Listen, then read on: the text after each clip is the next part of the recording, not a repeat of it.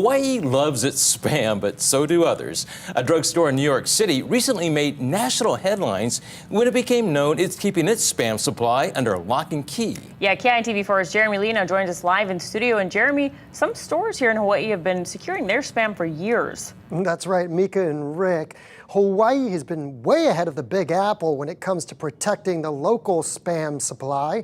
And as shoplifting unfortunately continues to spike across the country, retailers are taking a closer look at what's kept behind the counter or under lock and key and what's left out in the open. The New York Post thought they had breaking spam news. Spam blocker, the paper declared.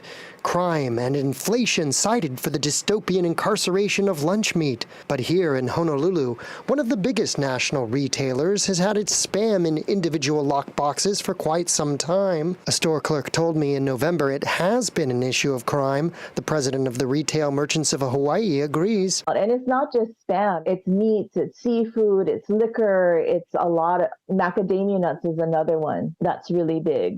100% Kona coffee gets the treatment, as does corned beef hash. A store owner in Nu'uanu told me he leaves the spam out in the open and that in a tight-knit community, locals keep an eye out.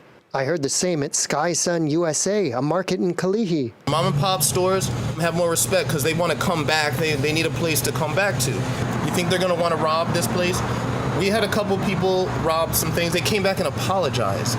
It's a respect some corporate chains may be wanting. Locked up liquor and shaving razors have always been a thing, but since the pandemic, shoplifting has become more brazen. Yeah, there was a Longs over there in Chinatown, shut down because people came in there with hammers and robbed the store. Security says, I don't get paid enough to handle this. What we're seeing is those that are residentially challenged use that as a commodity or a way to barter for other things.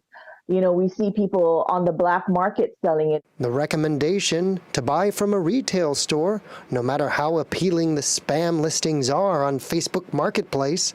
Not all postings are stolen goods, but with those that are, it affects all of the customers. We're the ones who are ending up paying because we have to pay the higher prices to cover for those stolen goods.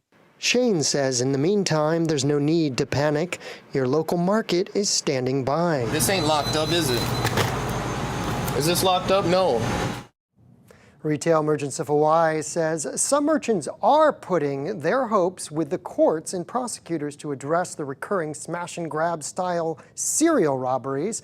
Mom and pop stores hope they can avoid as much of that disorder as possible, but say with retail theft, a big part of the job is always staying vigilant. Reporting live, Jeremy Lee, KITV4 Island News.